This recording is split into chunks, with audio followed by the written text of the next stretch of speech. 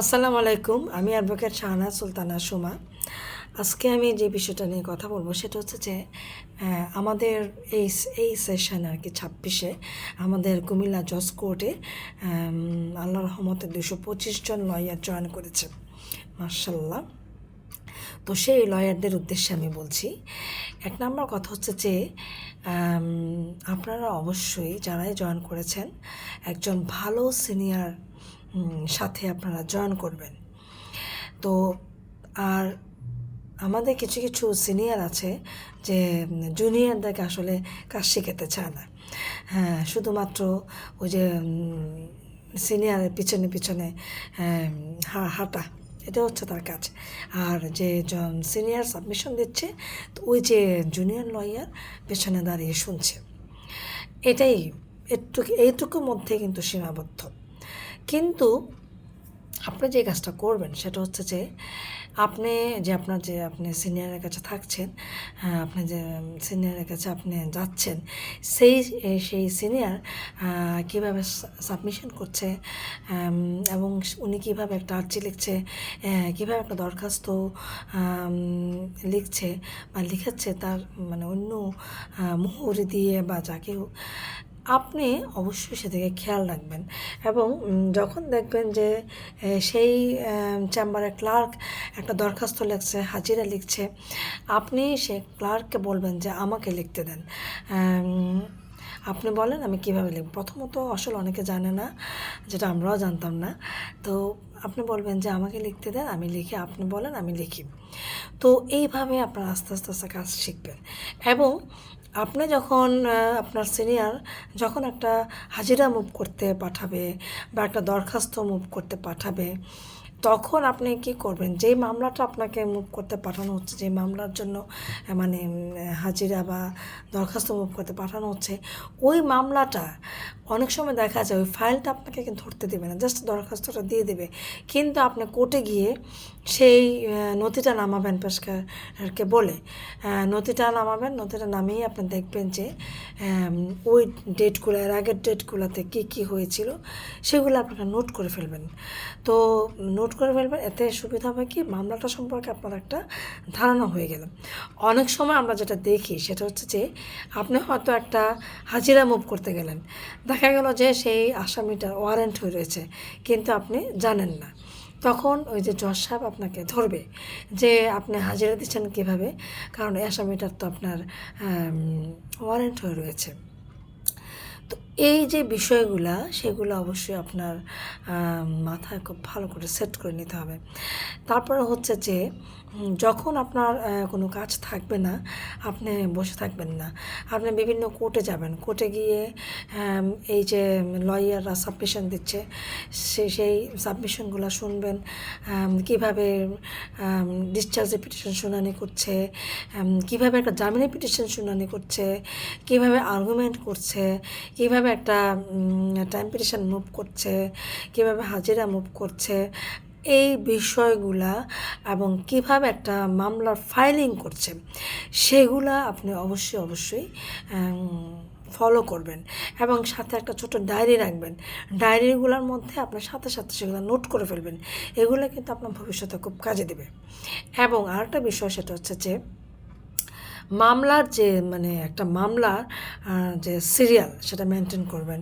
মানে প্রথম দ্বিতীয় তৃতীয় ধাপগুলো আপনারা সেই সিরিয়ালগুলো আপনারা অবশ্যই মেনটেন করবেন। আরেকটা বিষয়, সেটা হচ্ছে যে দেখি আমরা কিছু কিছু লয়ার আমাদের কোর্টের যে পেশকার সাহেবগণ রয়েছেন তাদেরকে স্যার বলে। সেই কাজটা আপনারা করবেন না। অবশ্যই আপনারা তাদেরকে অনার করবেন, কিন্তু ওইখানে গিয়ে আপনারা পেশকার সাহেবকে স্যার বলে সম্বোধন করবেন না। তো আর সবচেয়ে বড় কথা হচ্ছে যে আপনি কিন্তু একজন লয়ার, সেটা আপনার মাথায় রাখবেন এবং সেই ডিগনিটি মেনটেন করে আপনি চলবেন। আরেকটা কথা হচ্ছে যে আপনার সিনিয়র, কোর্টের যে সিনিয়ররা রয়েছে তাদেরকে অবশ্যই সম্মান করবেন। যখন আপনি কোর্টে যাবেন, বসবেন, যখন দেখবেন যে কোনো সিনিয়র আসছে, আপনি সাথে সাথে সেই চেয়ারটা আপনি ছেড়ে দিয়ে আপনার সিনিয়রকে বসতে দিবেন। প্রয়োজন হলে যদি চেয়ার না থাকে আপনি দাঁড়িয়ে থাকবেন। এই ছোট ছোট বিষয়গুলো কিন্তু আপনাকে মাথায় রাখবেন। এবং আরেকটা বিষয় যেটা সেটা হচ্ছে যে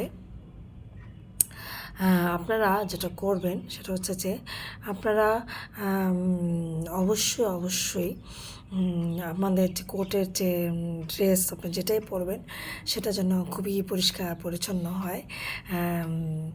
মানে আপনার আপনি যে ড্রেসটাই পরে যাবেন না কেন, কোর্টের যে ড্রেসটাই পরে যাবেন না কেন, সেটা যেন খুবই পরিষ্কার পরিচ্ছন্ন হয় এবং খুব সুন্দর হয়ে আপনি কোর্টে যাবেন। আরেকটা কথা হচ্ছে যে আপনি যখন কোর্টে সাবমিশন দিবেন তখন আপনি যখন সাবমিশন দেওয়ার পরে আপনার জজ সাহেব যে কোর্টে আপনি যাচ্ছেন ওই জজ সাহেব কী বলছেন সেটা খুব ভালো করে খেয়াল করে শুনবেন। মানে স্যারের দিকে তাকিয়ে আপনি খেয়াল করবেন যে স্যার কী বলছে আপনাকে।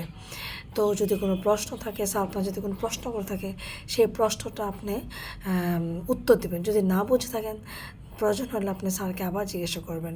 আমাদের যে জজ সাহেবরা রয়েছেন সেই জজ সাহেবকে আপনি আবার জিজ্ঞাসা করবেন যে যদি না বুঝে থাকেন। আর যদি দেখেন যে আপনি কোর্টে গেলেন, আপনি বুঝতে পারছেন না মামলাটার কী বলবেন, যদি কোনো সিনিয়র থাকে সেই সিনিয়রে আপনি হেল্প নেবেন। হেল্প নিয়ে আপনি সেটা সাবমিশন দেওয়ার চেষ্টা করবেন। আরেকটা বিষয় সেটা হচ্ছে যে অনেক সময় দেখা যায় যে আমরা কোর্টে বসে থাকি, দেখা যায় মোহরি করে কি একটা মামলার কপি নিয়ে এসে বলেন যে এটা একটু মুভ করে বলে দেন, যে আমার সিনিয়র তো অন্য কোর্টে ব্যস্ত আছে, এটা একটু মুভ করে বলে দেন যে আসামি হাজির আছে বা আসামির জন্য সময় চাইছে। এই কাজগুলো করবেন না।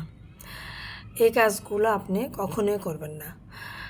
কেন করবেন না আমি বলছি, কারণ অনেক সময় দেখা যায় যে আপনি যেটা সাবমিশন দিচ্ছেন সেই যে সাবমিশন যে টাইম পিটিশন বা হাজিরা, দেখা যায় যে আসামির